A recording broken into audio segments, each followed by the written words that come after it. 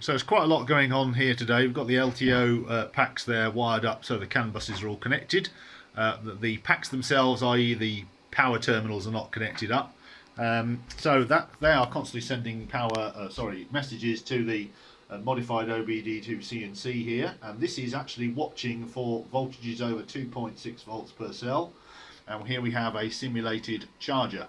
So if you imagine this is a solid state relay operated directly from the logic level 5 volts of the output of one of the pins on the OBD2C&C, and it's looking for I'm actually charging one of these blocks here, this block here, with a 5 amps at the moment. I'm trying to push the cells, or one of the cells, above 2.6 volts so you can see the control. So I've turned the charger, or this logic level relay, on with a new menu function in the OBD2C&C, and our light bulb is our fake charger. So we'll just watch the voltages as they scroll through. The block we're looking for is ID 209, hex 209, and you'll see it's the next one coming up after this one. And we'll see the voltages are creeping up, 2587. So we've not got very long to go now before one of the cells in that block is over 2.6 volts. Probably only another minute or so. And the pack voltage is creeping up slowly. It's 30.9 volts for that block. So as I say, I'm only charging one of these blocks at about 5 amps, just to test the cell voltage detection in the software in the OBD2C&C. So we'll just watch the blocks again and see where we're getting up to now. So it's still pushing them. So 209 is the target block, which is the next block which we shall see. 2590 I think was the highest there. So again, only about a minute, and this OBD2C&C is actually being run by the fake car. So it's a UK car set up on the bench here. So it's just doing normal OBD2C&C stuff in between looking at the CAN cell LTO voltages. It's looking for cells that go above a preset high voltage and cells that go below a preset low voltage, and it's also looking for a pack maximum above a set level as well. Once it triggers and turns off the light, it's a once only system, and it has to be turned back on again, the charger, with a positive command via the menu system. So I'm not going to go into the menu system yet because we probably haven't got that long before it's going to turn off, and then it will start sounding an alarm once it does that.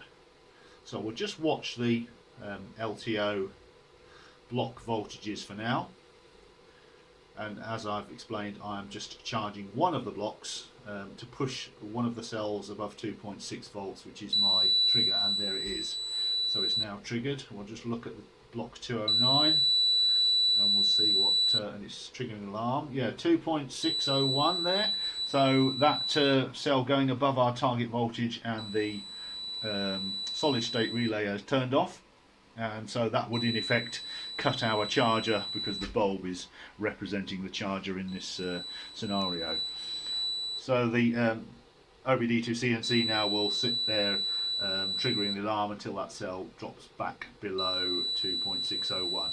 But it won't return on the charger because that's obviously been triggered and dropped out. So that's where we are. So basically we're showing the OBD2C&C controlling a solid state relay and in turn controlling a charger, and reacting to voltages being pushed high, the LTO cells being pushed above a target voltage.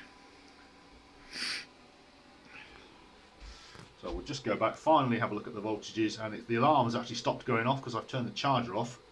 So we'll just look finally at the voltages for block 209, which was the block that was being force charged.